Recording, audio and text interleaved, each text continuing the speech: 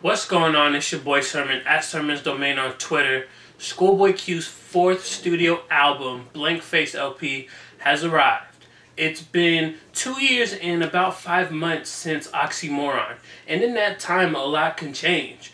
Luckily for TDE, they have this secret formula to where they can delay and, keep you waiting for a long period of time and you're still going to pay attention. I think that's a testament to the quality that TDE has built up over the years. You look at Q's discography, he has a discography full of, banging records and, cuts, like just all kind of music.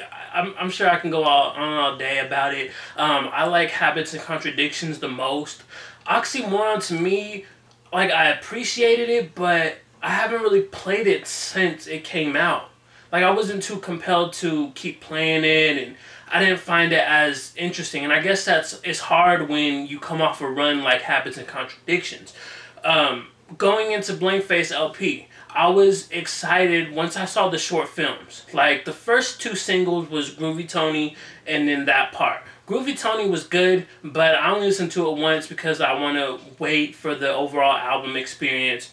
And That Part, it just felt like a waste to me. Like, you have Kanye West, and Kanye West's guest features have been really hit or miss. Like, there's no one or the other. It's no average. No, it's either it's a hit or it's a miss. And this one is sadly a miss. Like, I get it. It's more fun and, Kanye saying some ridiculous things. Beggars can't be choosers. This ain't Chipotle. I don't know, I can't get into it. And especially makes it harder when you have the That Part remix, the Black Hippie one, and it's like, these guys killed it, so I can't even really listen to the original anymore.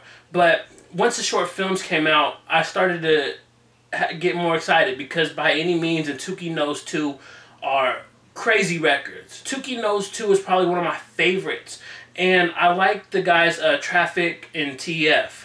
I don't know anything about them. I tried to Google them, but I mean, if you Google Traffic Rapper, that's not really going to help much. I'm sure Jamie Kennedy's Malibu's Most Wanted character comes up, the whole traffic rap that he did, but I don't know how to find them right now. I'm going to hope that they put out some music and blogs, it somehow pops on my radar because they spit some really good verses. I know, the only thing I know about them is that they're Q's, longtime friends. And they really did kill it. Like, I was impressed. I liked the video, the concept of that whole short film, them getting caught going to prison and then making this video in prison was cool. And I'm interested to see the rest of the short film. We're still waiting because they had like a screening in LA. If you bought the album, you can go see it for like 24 hours, every hour on the hour. And the rest of it has yet to be put online. Hopefully they do in the next week or so because I want to see the rest of it and see how it all unravels. So when I saw the short films, I assumed that there would be some kind of a theme to the album. But in reality, it's more of Q's dark thoughts. It's just like a journey into Q's mind. And this is everything that's going around. All the thoughts that are swirling and it's kind of like his To Pimp a Butterfly in that sense. Like, there's a lot to unpackage on To Pimp a Butterfly in the same way that there is for Blank Face. But as far as comparison goes, that's as far as it goes. Once you get past that, it's like the content's different, the production, the overall concepts, everything is, very, very different.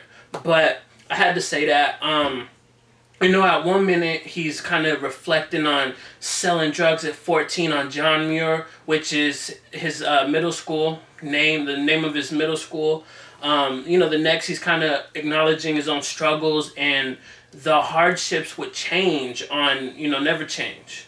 And that record has SZA on it. I love her voice. She has, like, a really, like an angelic voice. While we're on the subject of guest features, Q's guest features on all of his albums are really, really good. Strong picks because, for the most part, he's always chosen the right artist. In the beginning years, you know, Setbacks and Habits of Contradictions, he was more tight-knit. You know, TDE was featured heavily over his projects. Oxymoron came out, he had all this buzz, he had the Interscope deal, so now he kind of spread his wings. Who do I want to work with? I got Raekwon, Corrupt, 2 Chainz, Sugar Free. You know, he's having fun. He's working with some of the best in the business today and some of the legends in our business. So he kind of combines that again on Blank Face. You got the Dog Pound, you got, you know, Tyler the Creator. He produced the record that the Dog Pound is on, Big Body.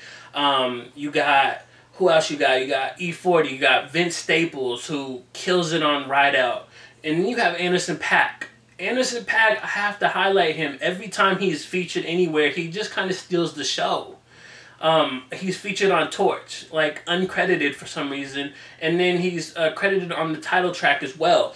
But one of the things he says on Torch, towards the end, in his little outro, he says, "My picture was in full frame, but my vision had distort.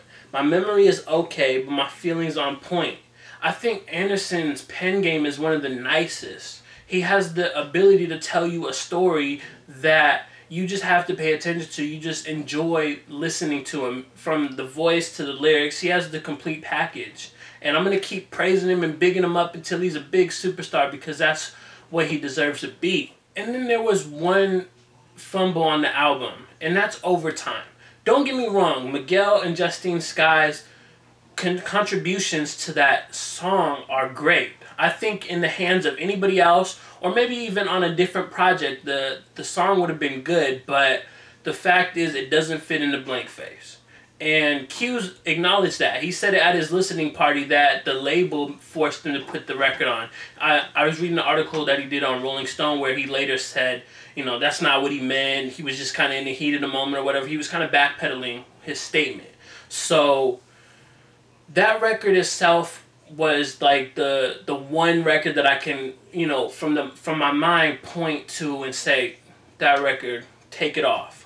Another interesting thing I was reading about for the Rolling Stone article was how the album started out as like a depressed rap album. And not to say he was going to put this out, but last summer when he started really working on this album, that's all he was cranking out. He was depressed. He wanted to quit rap at some point because the pressures of becoming a superstar versus missing out on his daughter's key moments in her lives, like her graduation from kindergarten and, you know, just being there to raise her. It's a lot for Q. So he's contemplated quitting a few times throughout this. And in Rolling Stone, he was talking about how he made these depressed rap songs that'll never come out. And then he got really comfortable with himself again and started making Blank Face and, you know, what we hear now. So I thought that was a really cool fact, because it's something we wouldn't have known if he didn't say it. You know, it's not like Q's on Twitter all day broadcasting his feelings and talking about things. And I think that, to kind of wrap this up, like his whole journey since Oxymoron is kind of influenced the album cover. If you look at his first 3 album covers, all black and white, this is the first one with color. And maybe I don't have the exact answer. I'm sure ScHoolboy Q has a reason for putting color, but I was looking at it like he went through a lot of, you know, a lot of depression and struggling just to want to continue making music and to continue living out his dreams. And with the cover, it looks like that's like his ray of light, like a dash of positivity. Because make no mistake, Blank Face LP is a very dark album. And it falls under the vein of every other ScHoolboy Q album. So I'm looking at the cover as like, okay, he made it through this journey again. You know, he fought through all the thoughts he had of quitting, and he was able to do it again. And so that alone kind of deserves some color. But I don't know. That's just my interpretation of it. I'm sure there's some better explanation for why he chose color. Maybe he's even talked about it. He's done quite a few interviews. I haven't been able to catch them all. But if you have an idea of why he chose color, let me know in the comment section below. But ultimately, Blank Face LP to me is ScHoolboy Q's second best album, Habits and Contradictions being the first.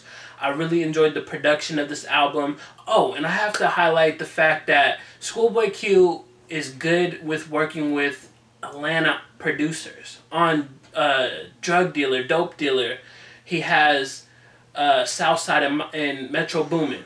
And it doesn't sound like a Future throwaway track. That's what I've always liked. And then you date back to Habits and Contradictions, My Hatin' Joint, produced by Mike Will Made It.